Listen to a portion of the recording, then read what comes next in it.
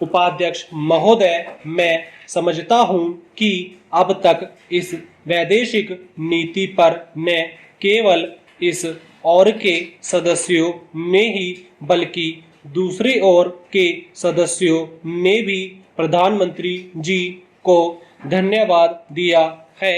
इसलिए मैं अपनी तरफ से धन्यवाद देकर उनका बोझ बढ़ाना नहीं चाहता। इसमें कोई संदेह नहीं कि इस सदन के सभी सदस्य, चाहे वे किसी भी पार्टी से संबंध रखते हों, इस बात से पूरे सहमत हैं कि हमारी विदेश नीति ने संसार में हमारा सर ऊंचा उठा दिया है। हमने पंचशील के सिद्धांत को संसार के सामने रखा है। यदि हम उसके आधारभूत सिद्धांत पर दृष्टिपात करें तो हमको पता चलता है कि हमने संसार में एक जो सबसे बड़ा काम किया है वह यह है कि हमने तनाव को कम करने का प्रयत्न किया है। जिस समय हमने नई नई स्वतंत्रता प्राप्त की तो हमारे सामने बहुत से प्रश्न थे। उसके साथ ही हमारी दो बड़े गुट थे जो कि एटम बम और दूसरे बम लिए हुए हमको चुनौती दे रहे थे कि अगर हमने उनसे किसी एक गुट में सम्मिलित नहीं हुए तो हमको बड़ी कठिनाई होगी। उस समय भी हमारे प्रधानमंत्री ने हमारे देश की वैदेशिक नीति को इसी स्तर पर रखा जिसके कारण आज हम संसार में अपना सिर ऊंचा उठा सकते हैं। हमने जो संसार के सामने पंचशील के सिद्धांत को रखा उसका सबसे बड़ा फल यह हुआ कि एक सम्मेलन हुआ जिसकी ओर मैं आपका ध्यान दिलाना चाहता हूँ।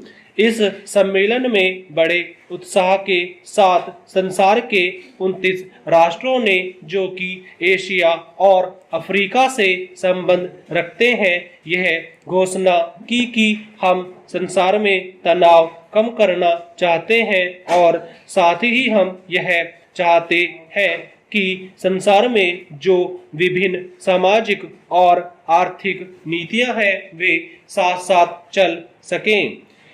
हमारी वैदेशिक नीति में जो सबसे महत्वपूर्ण चीज है वह है सह अस्तित्व की भावना।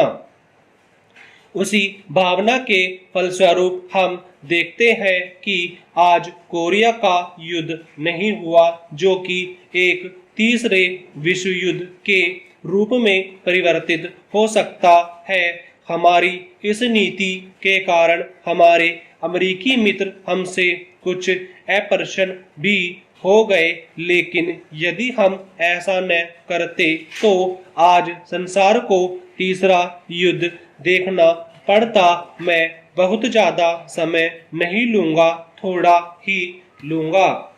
उपाध्यक्ष महोदय, मैं निवेदन कर रहा था कि जब हम कोई प्रश्न उठाए तो यह देखें कि हम उसमें कहां तक बढ़ सकते हैं। किसी चीज का मूल्य क्या हो, महंगी पड़े या सस्ती पड़े, इसको हमें विशेष नहीं देखना है।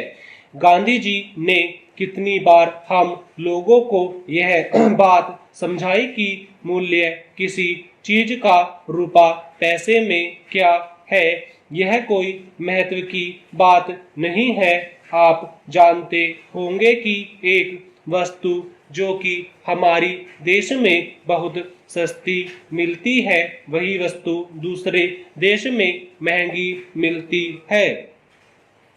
इतना निवेदन करने के बाद अब मैं श्रम विभाग की जो रिपोर्ट है उसकी एक मद की ओर तुरंत आ जाता हूँ।